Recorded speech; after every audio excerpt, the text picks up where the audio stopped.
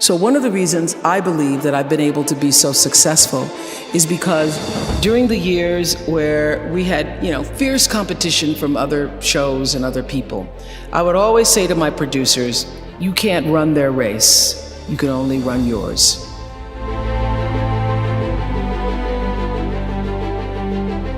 And you really can only run what you're doing. You can't even worry about your own fellow producers. You can only run your own race. That lesson that Glinda the Good Witch gives to the Wicked Witch of the West when she says, go away, you have no power here, that's a powerful lesson. Because I have seen over the years in so many interviews and even in my real life experiences, people losing their power because you're giving your power to other people. You lose your power when you try to take control of somebody else's energy because you have no power in any energy field other than that which is your own. And your real job in life is to figure out, how do you master your field? How do you do that? By consistently choosing love, by living in the space of gratitude, and knowing that that power that you feel from time to time comes from a source that is greater than yourself, because nobody gets out of here alone. Nobody is making it alone. And when you are trusting when you are afraid, when you are sad, when you are unable to make a decision, when you are challenged, when you are moving in the direction of all that which is fearful, it's because you're trusting in your own power. I couldn't get here by my little bitty ego self. When you look at where I've come from, a little town, apartheid town, in Kosciuszko, Mississippi in 1954, where there were more lynchings of black men per capita than any place else in the world, where you had to be off the streets, literally, when white people walked down the streets, where there was no vision or hope for you as a black man or black woman other than being a domestic or teaching in the colored school. And my ability to step into literally the flow and grace that I call God is what has gotten me here. And I consistently mind that, because having a spiritual life isn't something that you can attain because you already are a spiritual life. Pierre Teilhard de Chardin said, we're spiritual beings having a human experience. I know this to be true.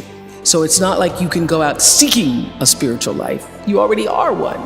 And the real job is for you to become aware of the soul's calling and the spirit that resides in, above, around, and through you. And be about the business of fulfilling that. There is no one else in creation like you. There's nobody like you. And what you've come to do and what you have to offer is like no other, even if they're all doing the same thing. For me, being your presence, your connection to yourself and that which is greater than yourself is far more important than what you do, but also is the thing that fuels what you do. And I know that one of the things that is so important for what happens here at the graduate school is that you have leaders who are self-actualized and understand what your contribution to change the world can be. You can only do that if you know yourself. You can only do that you cannot do it unless you take the time to actually know who you are and why you are here. Now, I happen to know for sure that every human being comes called, and that the calling goes beyond the definition of what your job is. There's an innate, supreme moment of destiny for everybody. And that's why when I was in Baltimore, I could feel this isn't it. This isn't it. And then in Chicago, after 25 years of success on the show, I started to feel this isn't it. There's something more that's calling me to what is the supreme moment. And everybody has that. And you cannot fulfill it unless you have a level of self-awareness, to be connected to what is the inner voice or the instinct. I call it your emotional GPS system that allows you to make the best decisions for yourself. And every decision that has profited me has come from me listening to that inner voice first. And every time I've gotten into a situation where I was in trouble, it's because I didn't listen to it. I overrode that voice, that instinct with my own head, my own thinking. I tried to rationalize it. I tried to tell myself, but okay, you're gonna make a lot of money. Oh no. And so I sit here, profitable, successful by all the definitions of the world.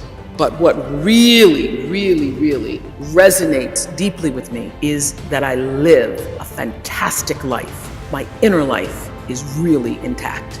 I live from the inside out. And so everything that I have because I let it be fueled by who I am and what I realize my contributions to the planet could be. And what my real contribution is, it looks like I was a talk show host. It looks like, I'm in the movies. It looks like, I have a network. But my real contribution, the reason why I'm here, is to help connect people to themselves and the higher ideas of consciousness. I'm here to help raise consciousness. I live by the third law of motion in physics, which is Stanford, which is for every action, there's an equal and opposite reactions. That is my religion. I know that what I'm thinking and therefore going to act on is going to come back to me in a circular motion, just like gravity, like what goes up comes down. And so what also propels the action is the intention. So I don't do anything without being fully clear about why I intend to do it. Because the intention is going to determine the reaction, the result, or the consequence. In every circumstance, I don't care what it is. Everything is fueled that comes from me really wanting to be a better person on earth. And this is what I know to be true. One of the reasons why I live such a fantastic life is because I pay attention. I pay attention to my life. And your life is your greatest teacher.